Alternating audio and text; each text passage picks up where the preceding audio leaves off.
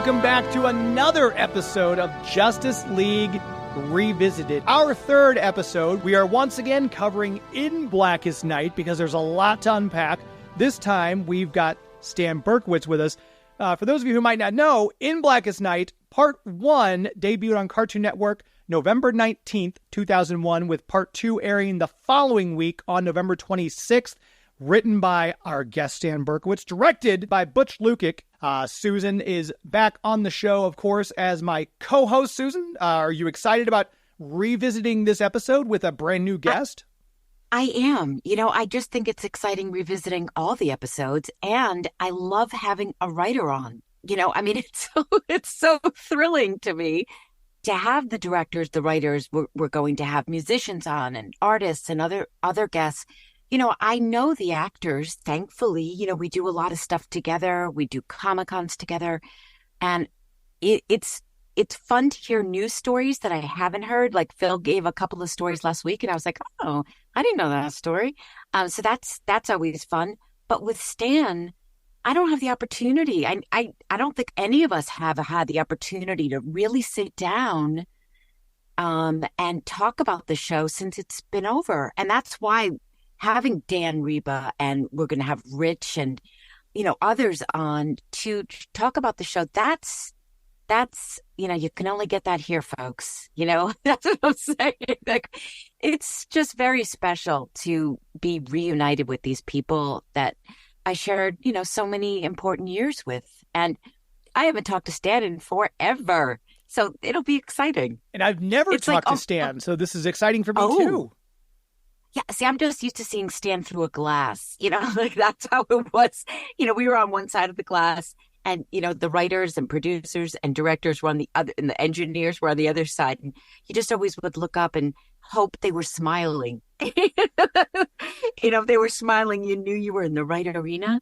So it'll be interesting to talk to other people from the other side. It's fun.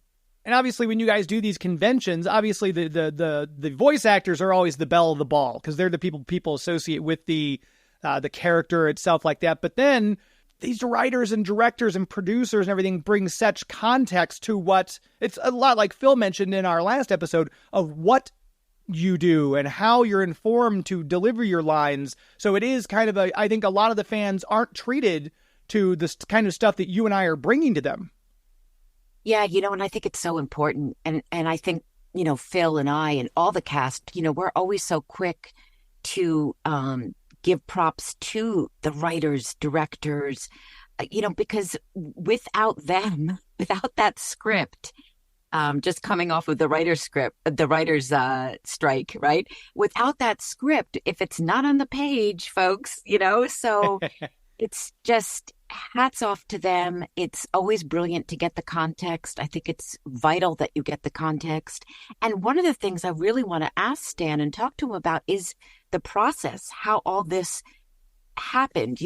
I want him to take us through the experience of being on the show from a writing and a producing standpoint, as opposed to me, the actor, showing up at the studio. I want him to take us through breaking down the scripts, who got to write each one. So hopefully, it was a long time ago, so hopefully he'll remember. He warned me in an email, hey, my memory might not be as great, because it was a little while ago, Susan. So hopefully he'll share some stories about what it was like in that room. Yeah. Just like Dan did. And that's fascinating. And I think it's fascinating for the fans to hear that as well. Yeah, the idea of pitching, like I'm going to be sure to ask him, hey, you've got so many talented writers and there's so many great stories that Justice League and Justice League Unlimited did. Were you guys submitting yourself, I want to write this story, or was it assigned to them? I'm kind of interested in that process. And I know you and I spoke earlier before the recording when we're kind of planning all this. And one of the questions I know you're anxious to ask that I think a lot of our listeners want to know is how did Stan get started in this? Right. Absolutely. And, I think there are a lot of listeners who are, aspiring writers, right? I mean, people always ask me, how'd you get into voiceover? I'm sure there are a lot of people out there who would love to know from Stan what his road has been. So we'll ask him that, and hopefully he won't be too shy, and he'll tell us. And I also really, a burning question for me, James, this is coming off of last week's episode. where was Wonder Woman in Blackest Night? Where was she? Where was Batman? Was Wonder Bat like, were they off somewhere? I mean, they say they were, on other things, Yeah. but really? Another I mean, mission, is there a story wink, there? Right, right. So like, I'll be curious why we weren't in there. So that maybe I won't start off with that. I'm not going to hit him with that right when he gets in, but it will definitely come up why Diana was not there. Yeah, and I've got some inklings about why I think, but I don't want to say anything and kind of predisposition the audience. I want to find out from the man himself if it was just a story-driven thing. Was it it'd be too much to have this character, so why did one character get the nudge out and we have the other characters in there? Why was Flash instead of Batman? Why was Hawkgirl instead of Wonder Woman? And hopefully these are all questions that Stan will be able to answer for us. And we put out a thing earlier before we started recording for the listeners, and this is something we want to do every episode. So if you're listening to this right now, check our social media feed at OG Justice League. And when you see we have something coming up, submit your questions right there. Put out a tweet and say, hey, I'd like to know from this upcoming guest about this particular question, because we want that fan interaction. This is a show for all of you to get your questions asked as well. Absolutely. I mean, we want it to be interactive. The more interactive, the better. I mean, listen, James and I have done a lot of these, co-hosting things together. I mean, I don't know if you know this, the audience, but I co-host his radio program every Sunday. No, I don't. I'm not the co-host. But I've been on so many, I feel like I am his co-host. So we're used to it. So it's nice to have that audience involved. Absolutely. So, share your questions with us. Yeah, the more involved the audience is, the better. And that's something that going forward, we want your questions. You can also obviously follow Susan on all of her platforms, social media wise, and me at Geek to Me Radio. So that if you see something coming up, you can also reach out to us directly there as well. But the @OG Justice League on Twitter is the main hub. We're going to keep you informed of what we're doing. We're going to try to drop some guests. We'll give a little bit of a tease. We don't always want to let you know right up front, hey, this is the person. But as it gets closer, we'll give some hints and let you know to keep you guessing and keep you interested. Hopefully, you're watching along too. I think, Susan, we might have to plan at some point. It'd be kind of fun to do a live watch party a little further down the road. Oh, absolutely. We've got some stuff coming up, folks. So stay tuned is my motto. And so joining us now, Stan Berkowitz. If there's anyone who knows more about the DC animated universe, it may have been Julie Schwartz doing DC Comics back in the 60s and 70s. The guy's history includes, 24 episodes of Justice League, 6 on Unlimited, 24 episodes of Batman the Animated Series, 48 episodes of Superman the Animated Series, 44 episodes of Batman Beyond, 7 of Static Shock, and of course that doesn't even count the movies like Superman, Batman, Public Enemy, and Justice League New Frontier. So please welcome to the show, Emmy Award-winning writer-producer Stan Berkowitz. Thanks for being on the show with us today. Yay! Hi, everybody. Hi there. Welcome. Thank you. Just the body of work I just mentioned, I can't imagine when Justice League came along, any writer who was in a better position to be brought onto this show. So my first initial question is, with your automatically in kind of the DC playground, did you have to submit? Did they say, hey, we want you as part of our team for the upcoming series? How did you get attached to the project? Essentially, we were all in the same building. I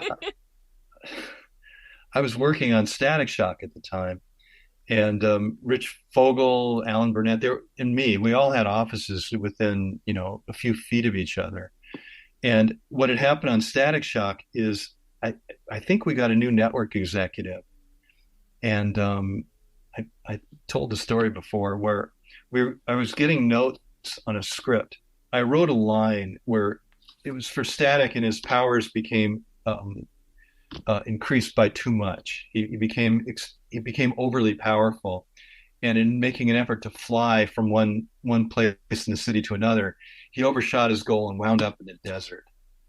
And the line that I gave him, I couldn't think of one. I mean, usually the line would have been "Holy shit" or "Jesus, what happened?"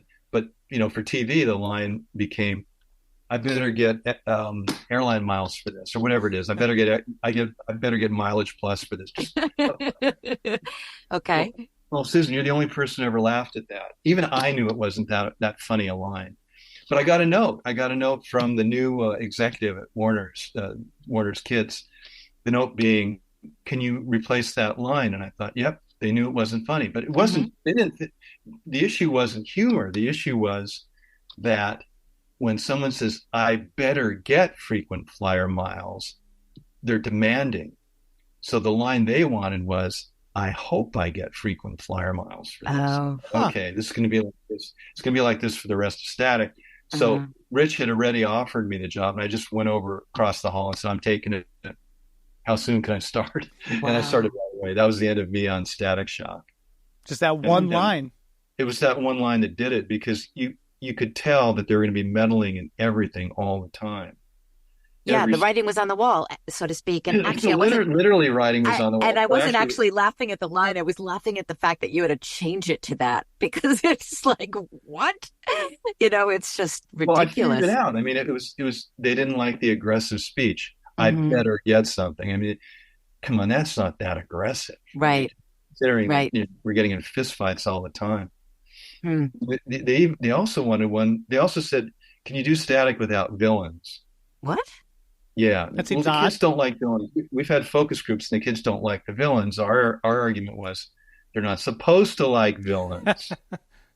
And it's just like, no, the kid, the focus groups say, we got to do what the focus groups, indicate. What focus groups are they listening to? Everybody knows the good hero is only as good as their worst villain. Well, children, I mean, they misinterpreted it. So, of course, that's where the thing where the sunspots increase his powers and then decrease them came from, which is, okay, if we don't have a hero, if we don't have a villain, then some natural phenomenon is causing him a big problem. And, of course, there was a villain in it anyway, because you can't resist. Sounds like the villain was the new cartoon director, if you ask me. That's just my opinion. The executive. Yeah. The executive. No, the directors are cool. It was the executive. It was the executive network. Yeah. Yeah. Wow. She's no longer there. Wonder why.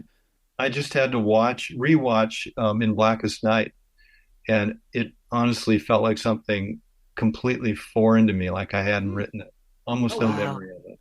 Yeah, that's one of the things we love to when we're going to dig into this, because Phil rewatched it before we recorded with him last week. And I think that rewatch is such a vital part of what we're doing for this podcast, because you're going to notice things. Phil noticed things. He's like, oh my gosh. And Susan said she had different feelings about Secret Origins when we covered it. So the rewatch is key. So I'm glad you were able to rewatch it beforehand.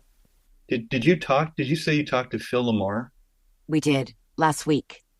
What stood out most to me about this episode I just looked at was Phil's performance, because that voice that he uses is nowhere related to his real voice, and yet he's acting with it. And I thought very, very well. There's an episode of Static Shock. I don't know if you're familiar with it, wherein he plays the character Virgil, whose alter ego is Static, and in that episode he also plays the John Stewart Green Lantern, and he plays the John Stewart Green Lantern alter ego.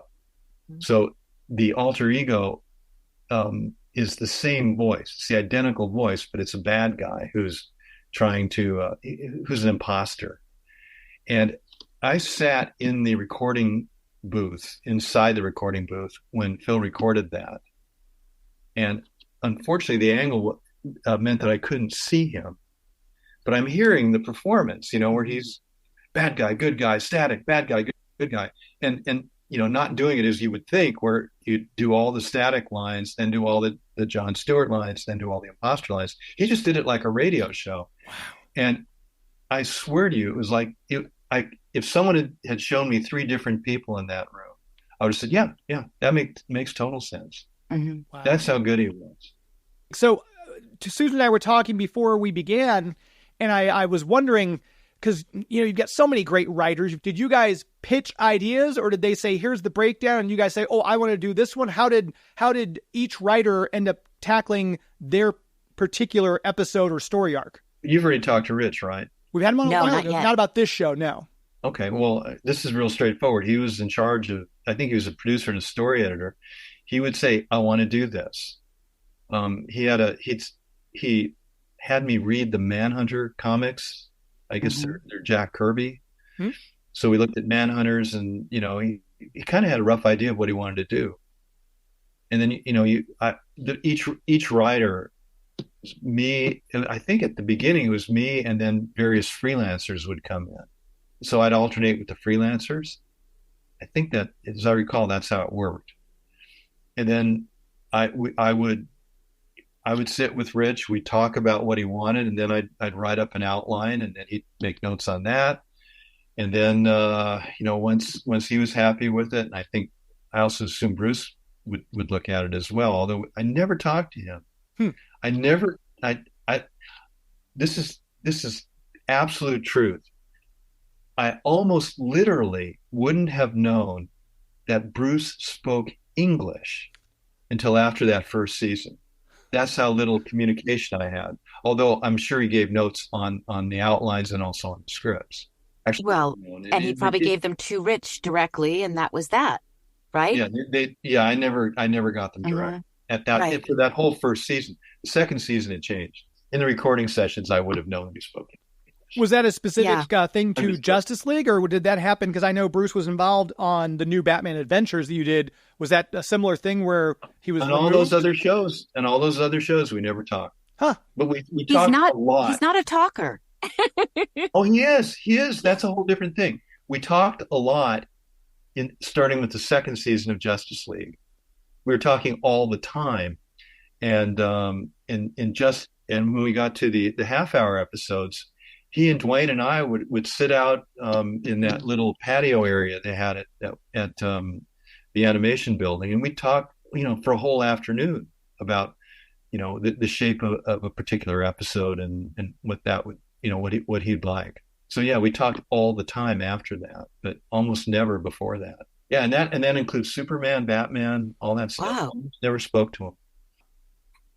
Well, I know a lot of actors always thought they were going to be fired because they were just like, I think Bruce hates me, or or maybe that was just, there was just such concern because he wasn't chatty and he wasn't effusive, so he wouldn't look at you, and if you were looking for that kind of boss, he was not that guy, and you just had to look elsewhere,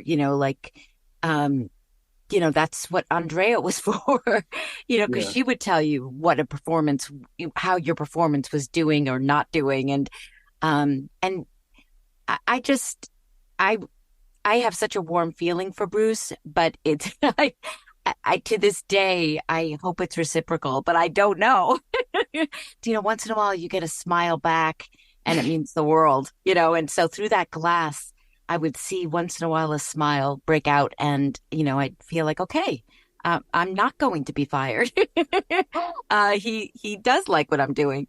And I have been criticized for the same thing from writers. I mean, a script will come in and I'll get it and I'll make my notes, and either I'll like it or I'll rewrite it. And the writer will call and say, well, you didn't say if you liked it or not. Oh, it's fine. Yeah. Here's your check. Yeah. I try. No, there's a really horrible story. I worked on a show called Superboy. It was a live action thing. Yes. And I had a staff writer.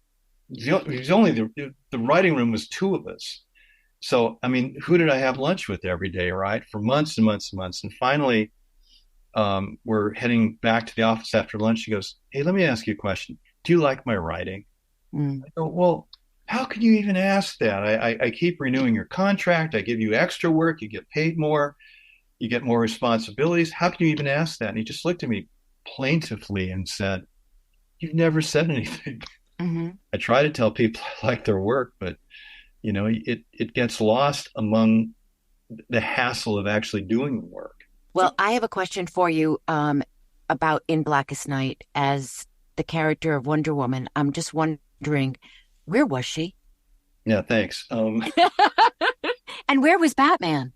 I mean, so that is such a curiosity to me. Who decides? Obviously, you talked about Rich, but how is it decided that they would not be in this episode? Well, obviously, we couldn't do all of them all the time. Right. This was a huge episode. It was. Hundreds of characters in it. Yep. But before even doing that, it was decided you can't have all seven of them in every episode. There's just no way to do that. So I guess the answer would be who did we spotlight previously and who were we going to spotlight in the next episode. Interesting. Okay. Yeah, because I know And Wonder so Woman has a larger part in the Aquaman episode following this one, so that could be. Yeah. And if it makes any difference, Susan, one of my favorite episodes was the one with you and Hawkgirl, where they try to deal with that plague. Dwayne and I wrote that, and it was just so much fun writing it because of the interplay between the two characters.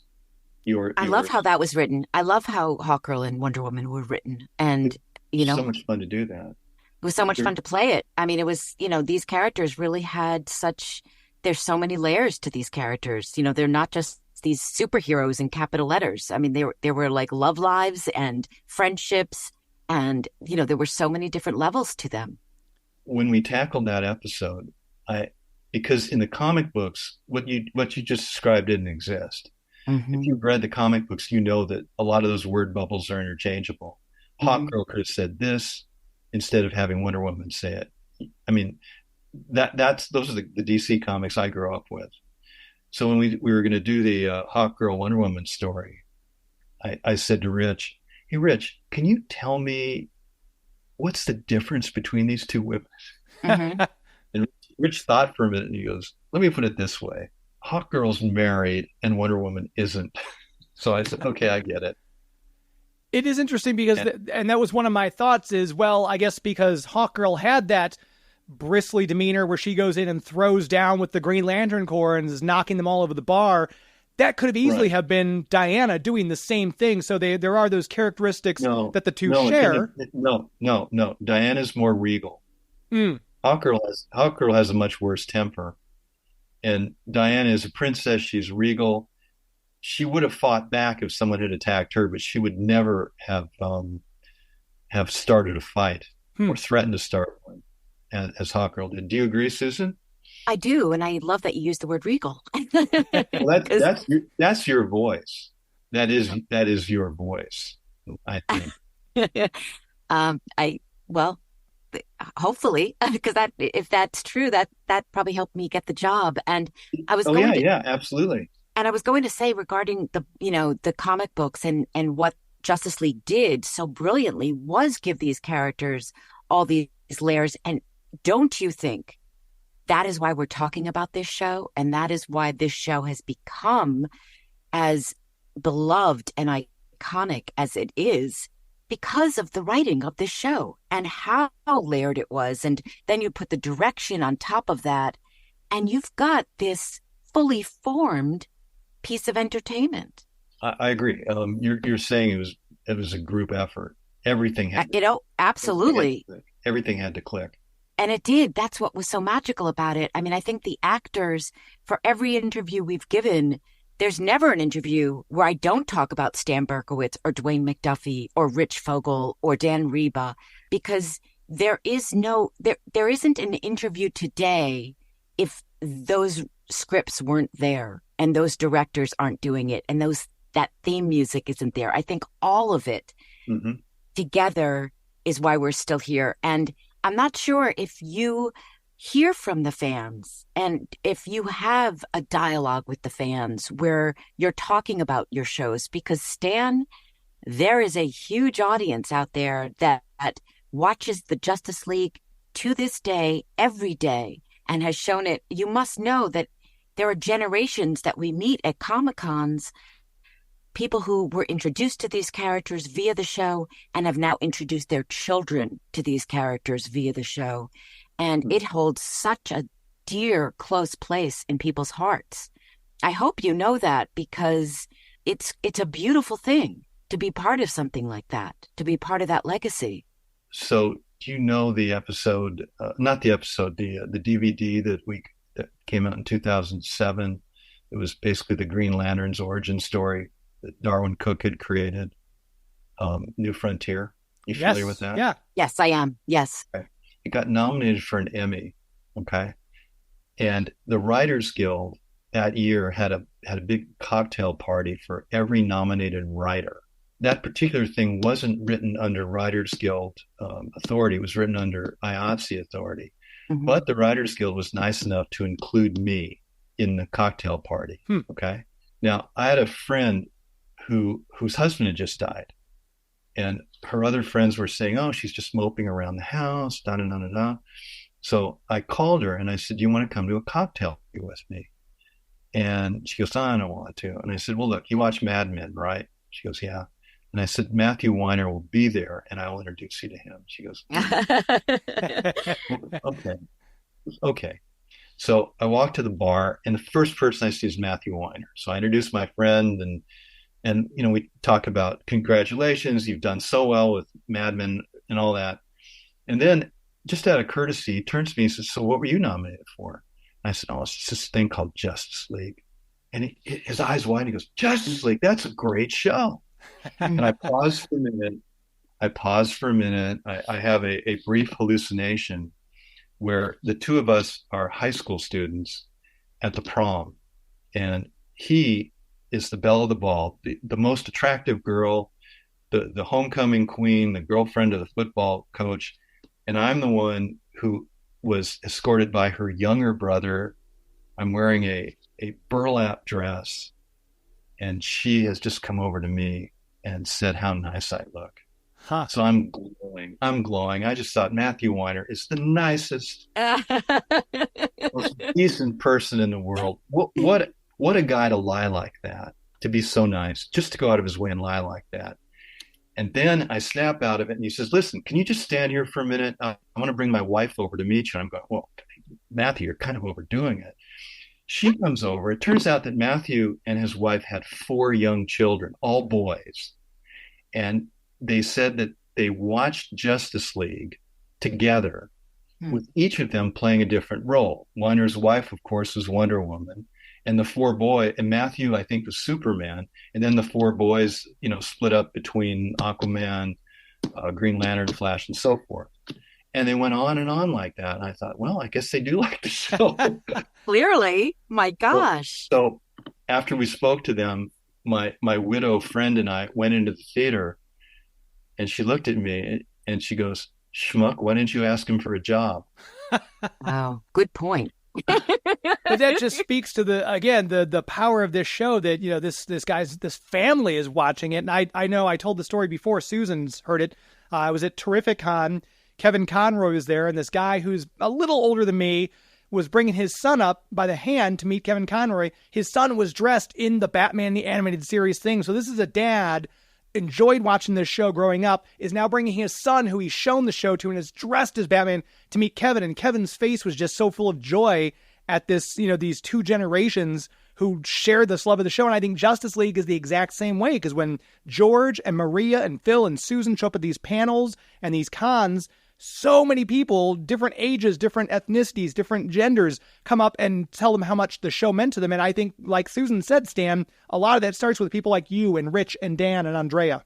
Well, it's wonderful to see kids enjoying it. The biggest smile I ever saw from Dwayne McDuffie was that Dwayne was always worried that not enough children were watching the show and that we were really, we're kind of over their heads. But we were at a Comic-Con reception, and a guy I knew had brought his very young son, probably 7 years old. And I pointed him to Dwayne. And when the kid came over to Dwayne just huge smile. Dwayne doesn't smile a lot, or didn't smile a lot. And I'd never seen him look so happy as when he was talking to that little kid, because it meant that the kids in that era were reacting to this kind of material in the same way that Dwayne and also I reacted to it when we were that age.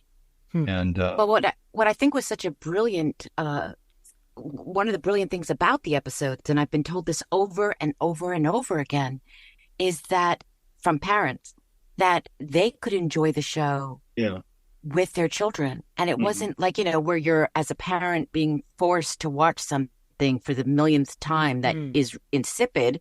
It was like, it was joyful to share it with the children because they loved it as much as the kids loved it. And there were things, of course, the kids wouldn't get, and it didn't matter. But the parents could enjoy it with them. And, I don't know that you go to Comic-Cons or that there are Comic-Cons that, you and Rich we did one recently with Dan. Dan joined us on the panel. It was a local one in LA.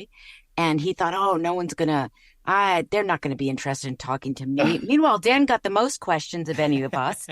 And after the con was over, he was mobbed. I mean, he was just mobbed by fans. We all went to lunch and he was stuck there answering questions for the next 45 minutes. So, there is a huge fan base out there. And I, just one of the reasons I wanted to do this podcast was to celebrate other people beyond the actors who are part of the show and making it what it was and still is for people.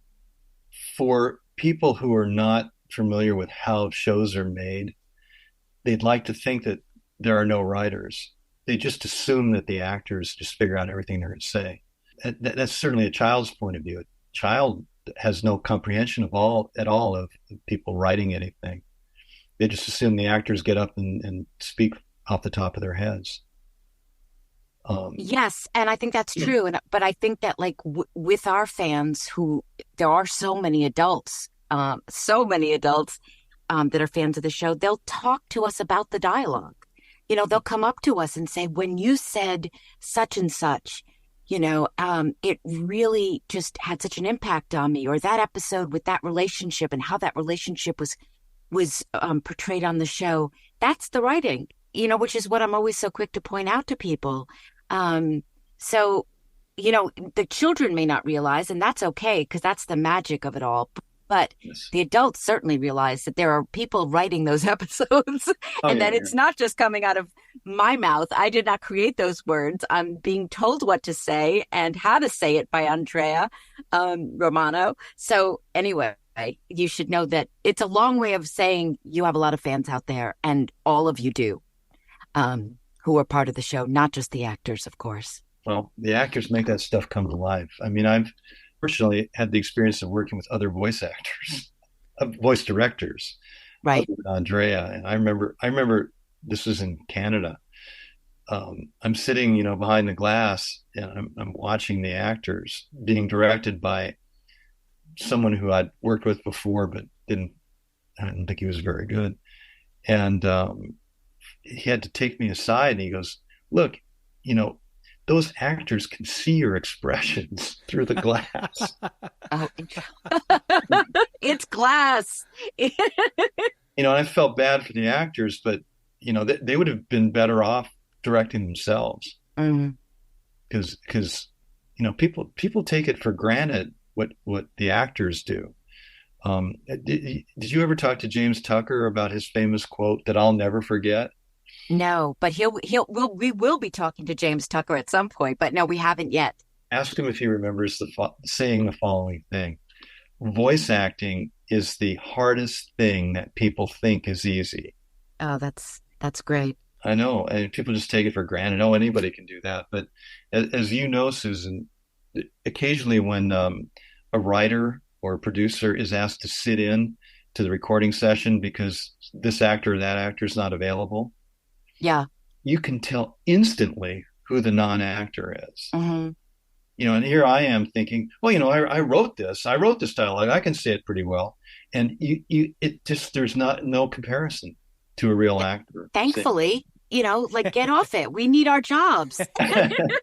It's tough enough now with AI. I mean, that's a whole other, that's a whole other complication. But thank God we can we can do it. Yeah, but it's almost magical. From my point of view, it's almost magical that you can. I'm curious with the way Andrea did these recordings, where everyone would be there, they could see each other. That's how, obviously, we've kind of drifted away from that now with COVID changing things. A lot of people recording in different places.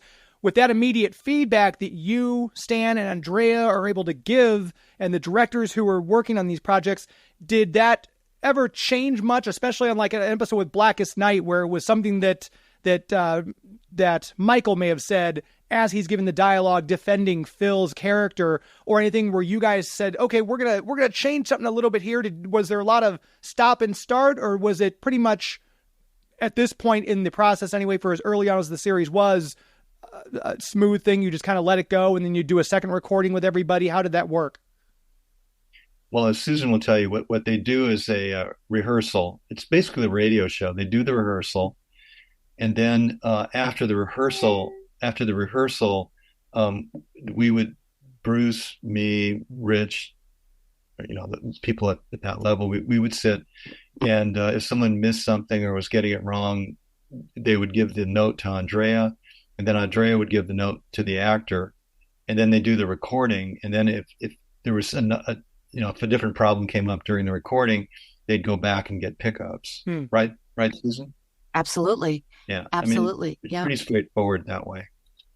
But the thing is that once once you're working with your Batman, who's been doing this a long time, everything kind of fits in. He set the tone for a lot of the material we were doing. As Susan said a little bit before, we made an effort not to be childish. We wanted to have something that both adults and children could enjoy. The danger with that is that you make something that's too adult for children and too childish for adults. Mm-hmm. I think on Justice League, we kind of split it right down the middle, and we're successful in that way. And I have to tell you, watching Michael, Flash, and Phil, Green Lantern, interact in that episode in Blackest Night, it was so perfect. The two of them, it was like 48 hours. It was just so great. I mean, it really was their interplay. And I'm a huge fan. I hadn't seen that episode in a very long time, Stan. And not because I wasn't in it, just because it's been a while since I've seen many of these episodes. And I have to tell you, I was just so, and James knows this about me. I didn't grow up watching cartoons. I didn't really grow up reading comic books too much. I'm more of a soap opera gal. So I knew some of the comic books and some of the cartoons, but not intensely. And I have to say, I was just so blown away by the complexity of this episode, the amount of characters, the dialogue in the courtroom. It was just divine. I mean, when you look back on that episode, and we asked Dan this question when he looked back on the first episode of the show, when you look back, are there things that just, you look at and you thought, wow, that was just wonderful, or I would change this, or, oh, I didn't remember this, how surprising. And what were your feelings as you were rewatching the episode, revisiting the episode? Oddly enough, I thought that there were some gratuitous fight scenes.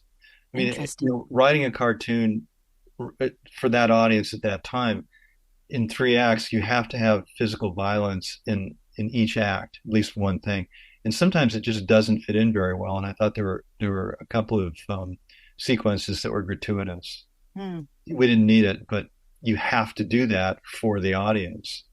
You have to have that kind of motion and physicality. Otherwise, they're going to stop watching. So there's that. And I did like the courtroom stuff. That was the most fun to write, is that kind of a kangaroo court aspect. Mm-hmm. I was just going to ask, with the other actors we had brought into this, did you guys specifically tailor certain characters as you were kind of writing? Oh, we've got this person playing this role. Well, let's make the writing a little bit darker. Or was it all based on their auditions? These are the lines you're getting.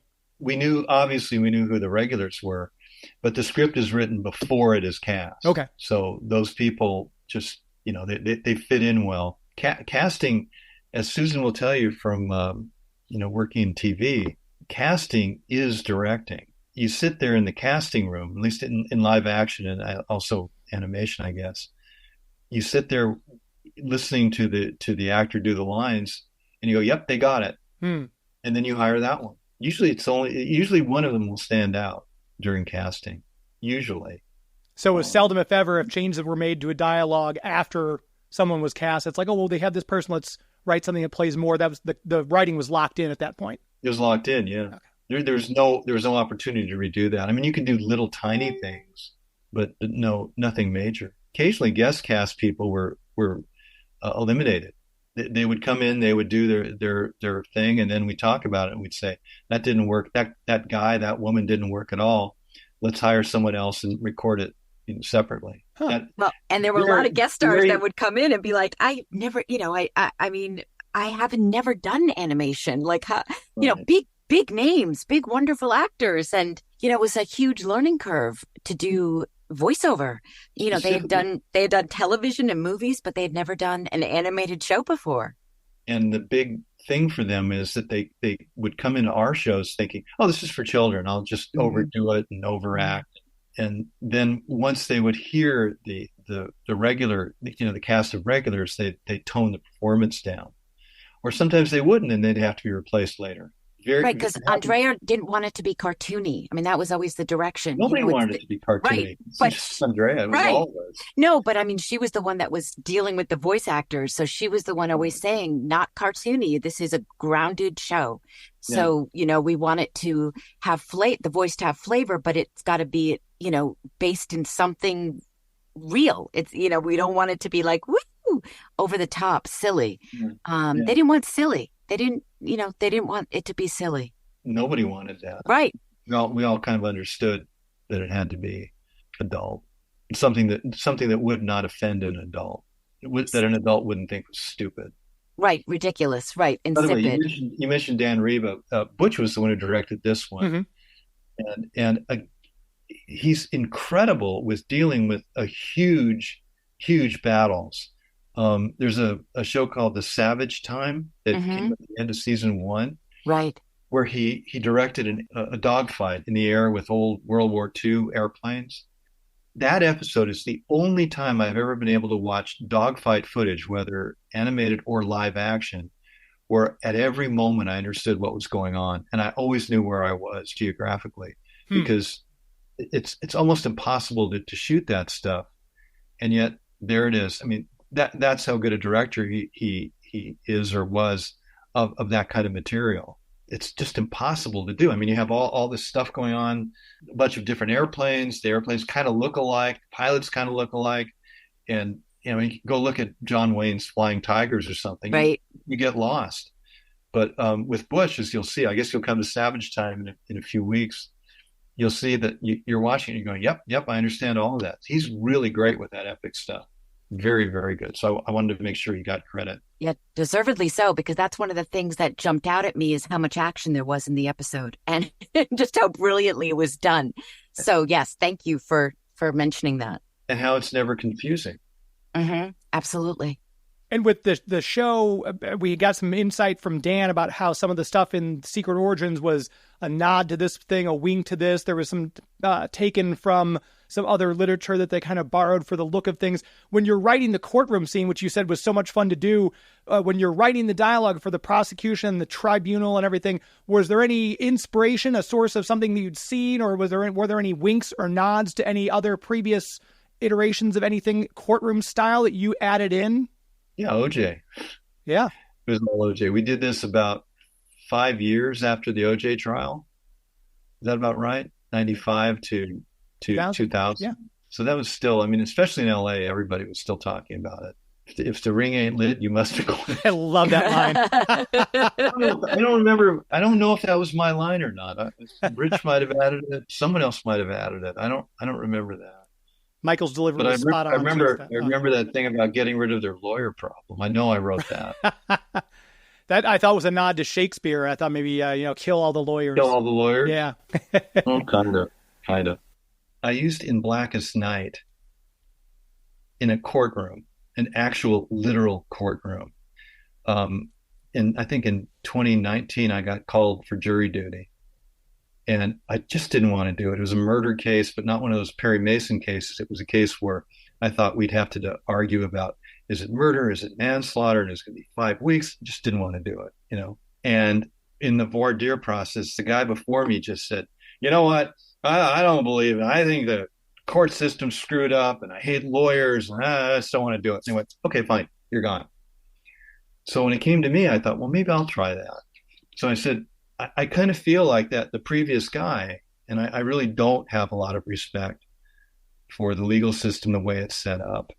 But in my case, there are actual movies and TV shows that someone might see where, there's shows with my name on them that present a defense lawyer as a pervert who beat up women, a prosecutor as an utter incompetent. And I turned to the judge, I said, and Your Honor, there's even an episode where I presented judges as being utterly draconian and completely useless. How did that go over? And the judge says, "Can you be fair in this trial?" I went, "Yeah." And they went, "You're in." Ah, Oh, so So close. 5 weeks, 5 weeks. So anyway, the Green Lantern did not help me get out of jury. clearly, clearly. I just want to ask Stan, just so he can, share with our audience. So many people, when I do interviews, they want to know how I got into voiceover and what was how did it start? Where'd you start? Where'd you take classes? Blah, the whole thing. And I get asked that a lot. And I'm wondering if you could share just, you know, however you want to, however much you want to, on what your path was, because there are a lot of people out there who would love to do what you do. And if You you mean go could, on strike every few years? yes, yes, yeah. Thankfully, that your strike is over. Yeah, Ours continues. yeah, But good I luck mean, with that.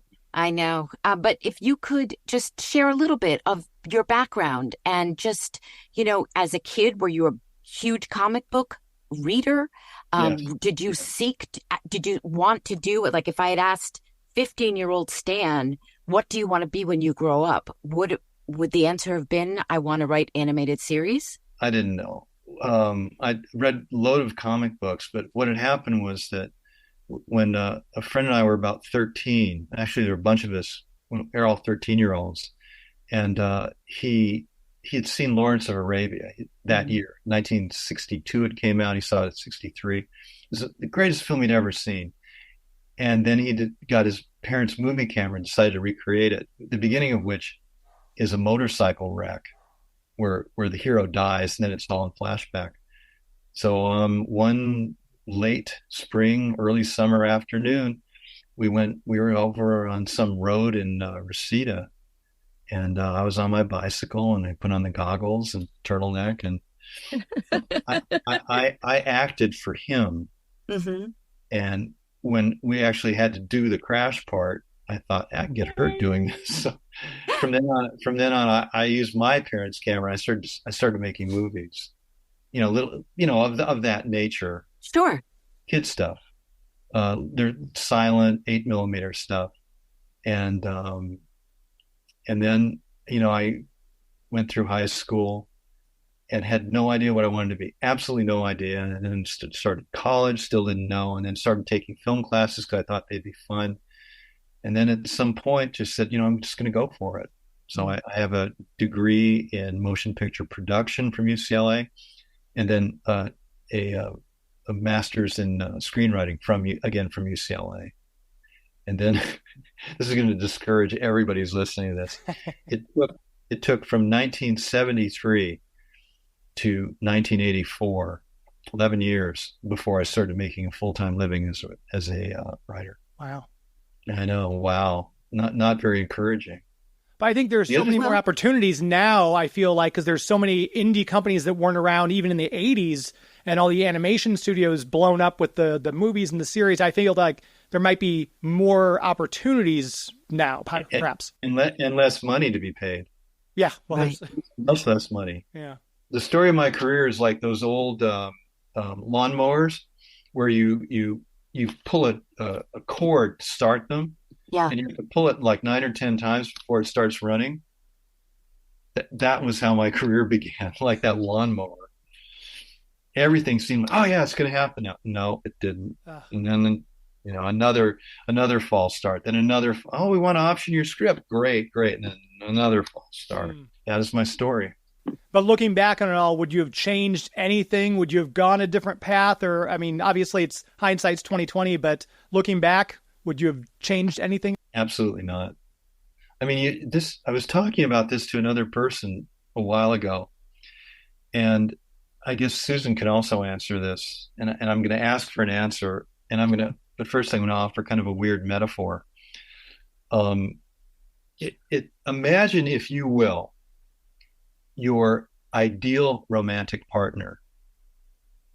Okay? Just imagine that for a second. Incredible, perfect, everything about this person's great, except they have a contagious disease that you might catch if you accept this person's offer. Okay?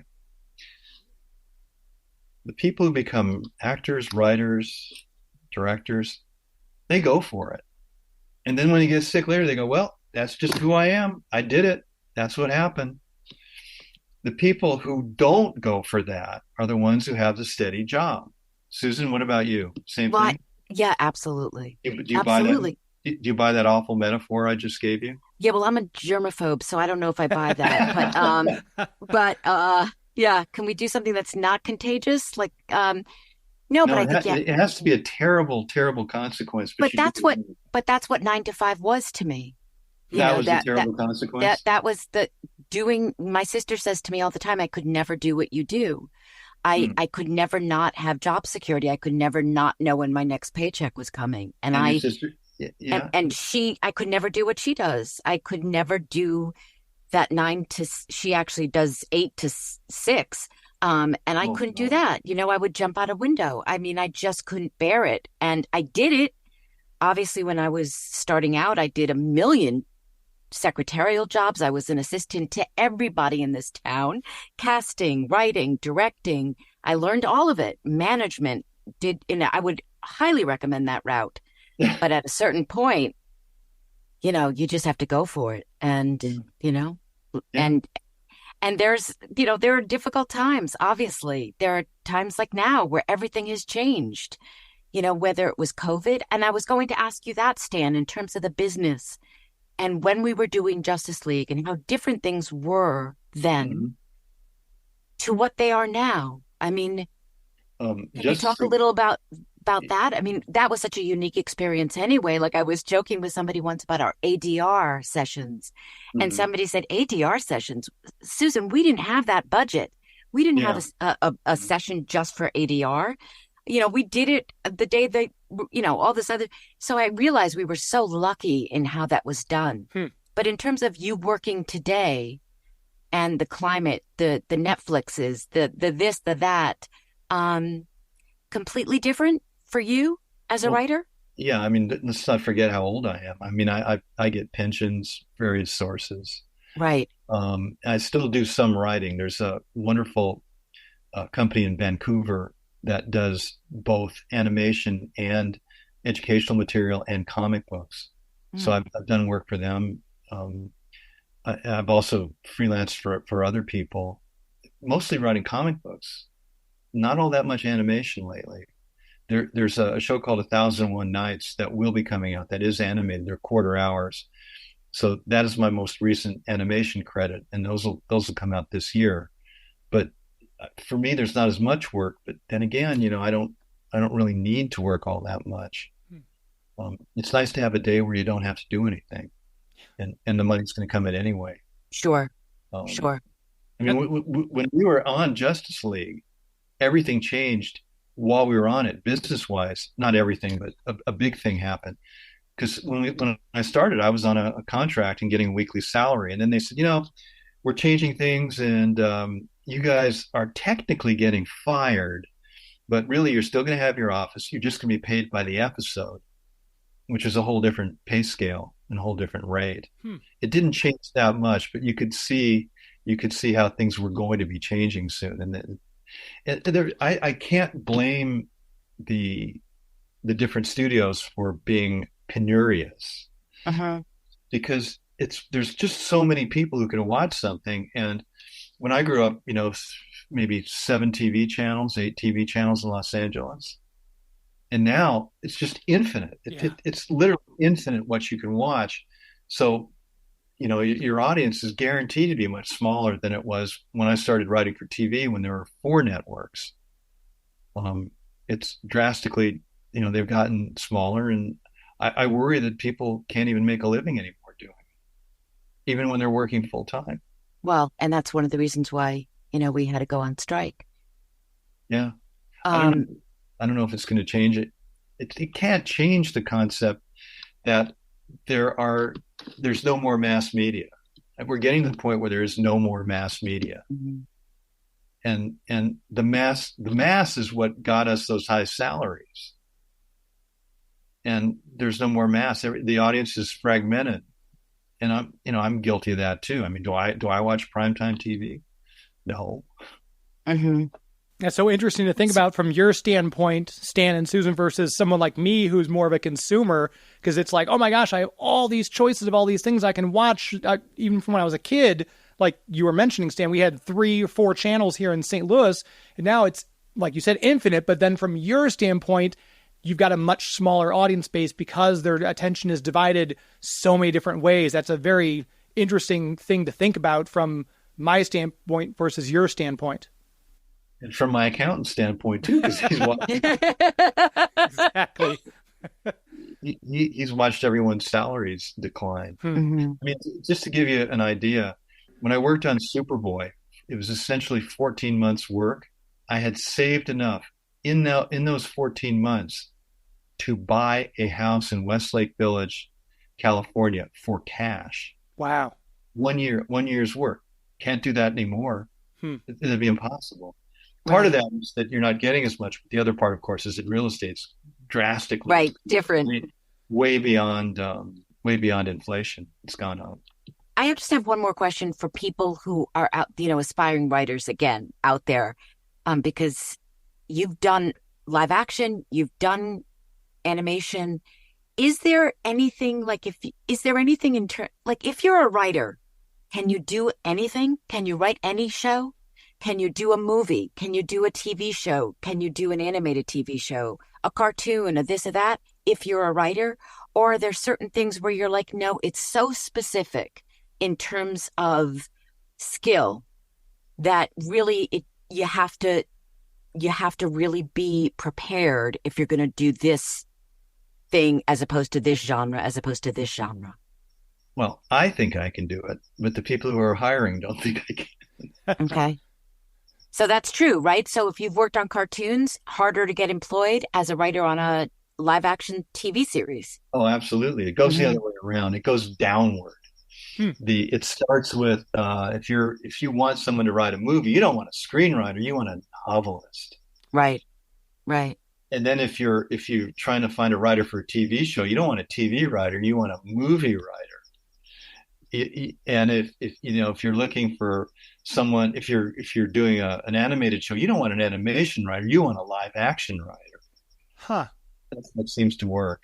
Well, I think James and I would both agree that if the live action crew over at DC or in the DC universe were to hire any of you who wrote on our show to do the live action, they would have a huge success, because I don't think there are better writers out there. So, I thank you. Stan, for being a writer on our show, because, wow, you gave us such gifts. I will tell you that what you just said, I've said that too, but particularly in regard to Alan Burnett and Paul Dini.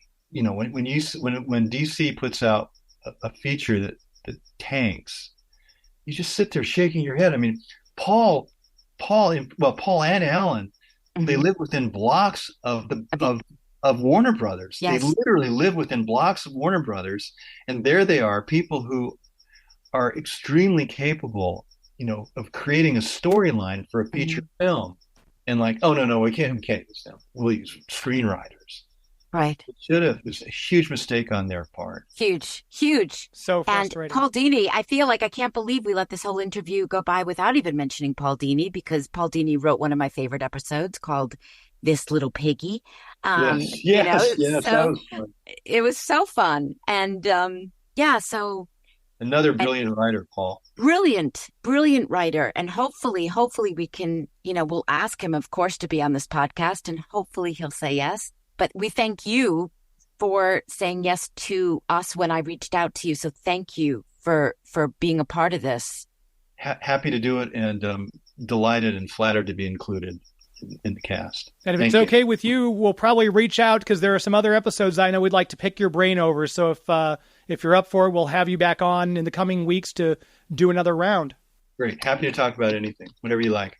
All right. Thank you so much, Stan. Thank you, and goodbye. Okay. Good to see you. Bye, everybody. Thanks. Bye. Well, thanks. Bye-bye. There he goes, Stan Berkowitz. What a great episode. I'm glad that we were able to cover In Blackest Night from the director of a writer, and we had Phil on last episode talking about this, but I feel like he had such a different perspective. And it kind of goes the way he was talking too about not just this one episode, but his overall look at the entire series. I'm sure we're going to have him back on for a couple other episodes. Oh, for sure. But it was great. Like you said, I mean, I just think there was so much. I think I got ahead of myself with Stan because I haven't talked to him in so long. And I had questions about his larger career. And I'm always so aware that there's an audience out there who, of people who want to be writers and have no idea how to go about doing that or need to be inspired. So I loved the part where he was talking about his own career and his own trajectory.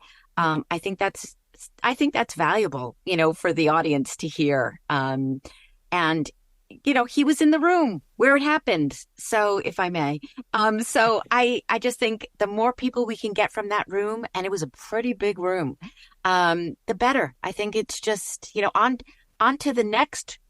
Do we know who's next? We don't know. We can't tease. Who's next? Do we know? No. Not at this point. We know we're going to be covering the episode where Aquaman makes his first appearance, but we haven't gotten that far yet to announce guests. We don't want to get ahead of ourselves.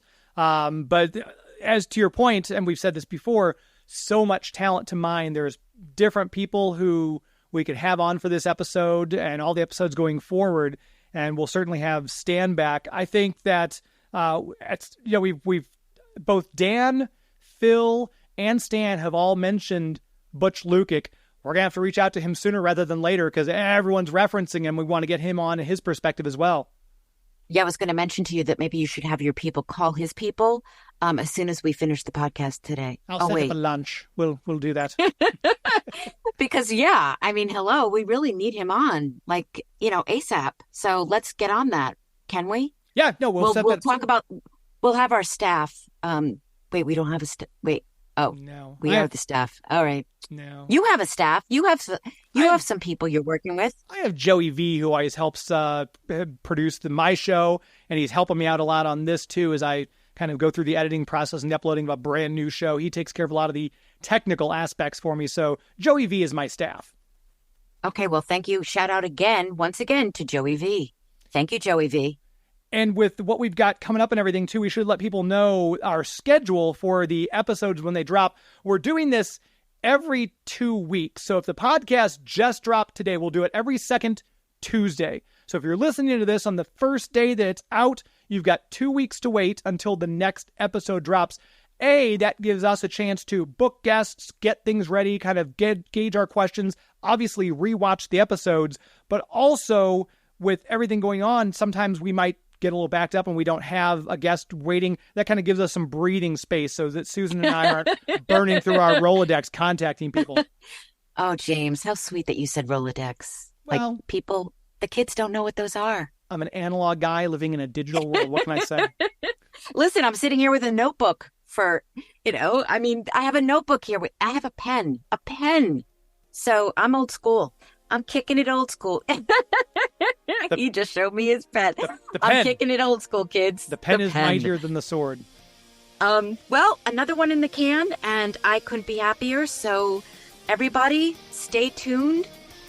The conversation continues. Justice League Revisited. The next one is coming to you soon. Stay tuned.